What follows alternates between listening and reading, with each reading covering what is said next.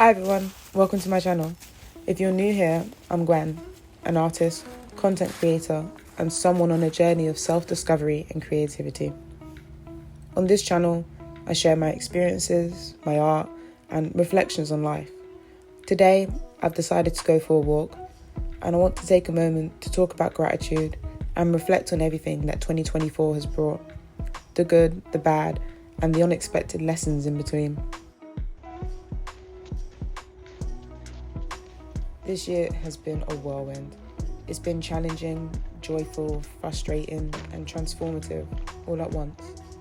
And through it all, one thing has kept me grounded: gratitude. So let's dive in and take this time to reflect together. To say 2024 was a strange and turbulent year would be an understatement. It's been a year filled with highs and lows, moments of joy that made my heart swell, and challenges that left me questioning everything. At the start of the year, I departed an unhealthy relationship and moved back to my family home in London. It wasn't easy, but it was necessary for my well-being. I moved back home without any job security, which was a bit scary to say the least. To make ends meet, I took on a patchwork of odd jobs. I started the year as a go-karting marshal, which was honestly pretty fun. After moving home, I did a couple shifts as a steward at a scientific conference and then a ticket scanner at the O2. The conference gig did not last long. UFC 300 was taking place the night before one of my shifts, and I just had to stay up and watch it. And it was well worth it, containing the fight of the year and some badass knockouts.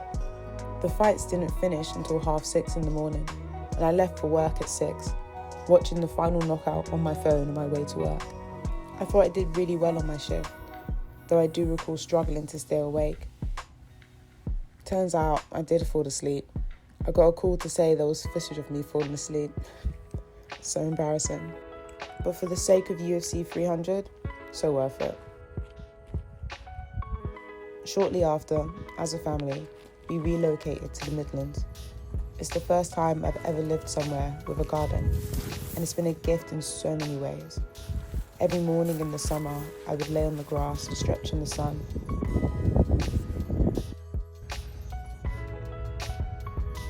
I was shocked to find that the local gym offered Muay Thai and Jiu-Jitsu classes. I'd fallen in love with both a couple of years ago, but I'd struggled this year getting back into the gym. The first time I walked into the gym, I met the head coach, who told me to come back the same evening for a free Muay Thai class.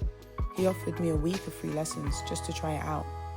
This level of generosity has been consistent in this community, and as someone used to city life, it was a surprising but refreshing change. Another highlight of living here is the abundance of birds and the variety of wildlife I see on a daily. From the day we moved, a little coulter has visited our garden every day, and the stars at night are breathtaking. Coming from a city, I've never experienced skies like this. Most nights, I find myself utterly starstruck. The move also brought me closer to family. Watching my younger cousins grow into loving, caring, and respectable human beings has been such a blessing.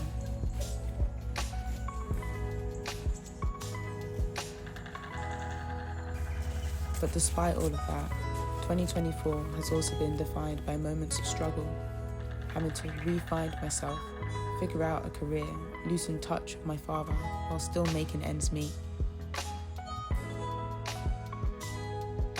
I found solace in hiking and camping, rediscovering my love for art, immersing myself in Muay Thai and yoga, and reading like a madman.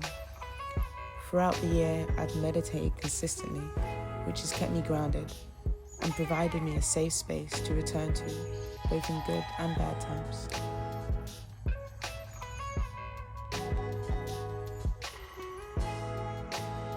Through all the chaos and uncertainty, gratitude has been my anchor.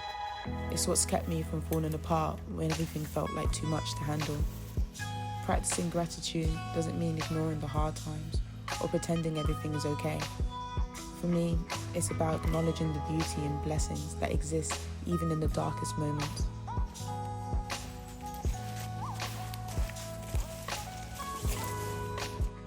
When I felt overwhelmed or lost, I'd simply go outside or to the gym, pick up a book or start a new anime, reminding myself of the things I'm grateful for.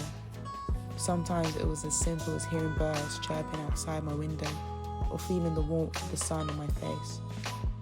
These moments remind me that no matter how tough life gets, there's always something to be thankful for. This year's brought opportunities I never expected, including a spontaneous trip to Barcelona with friends. It was a very last-minute decision, and I wasn't sure how I was going to afford it. But 3 weeks before the trip, I managed to land a job that gave me just enough to pay for it, with the confidence that I had a paycheck coming. Barcelona turned out to be everything I hoped for and more. It was my first trip away with friends, and it was unforgettable. We stayed in a villa with a saltwater swimming pool, which was a revelation for me. I've hated swimming in pools since childhood, but this pool was such a joy that it reignited my love for swimming. The art gallery in Barcelona left me in awe, and I'm now determined to return just to explore more of it. When I came back from the trip, I started a new job as a teacher. After a week of observations, summer holidays began, giving me 6 weeks of free time and enough money to enjoy it. And enjoy it I did.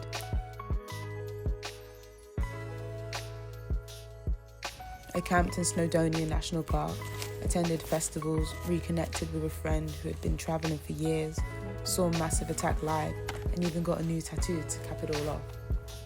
Although I initially saw myself teaching at the school for 3 years, I quickly realised it wasn't the right fit for me. My time there lasted 3 weeks, but it honestly felt like 3 years. The things that bring us joy, I truly believe they're blessings. We don't choose what we love, it just happens. It's like having a favourite colour. It's the one that calls to you without reason. The fact that certain things bring me immense happiness, like seeing birds fly or feeling the sun's rays on my face, is a glorious thing. These aren't coincidences, they're gifts from the universe.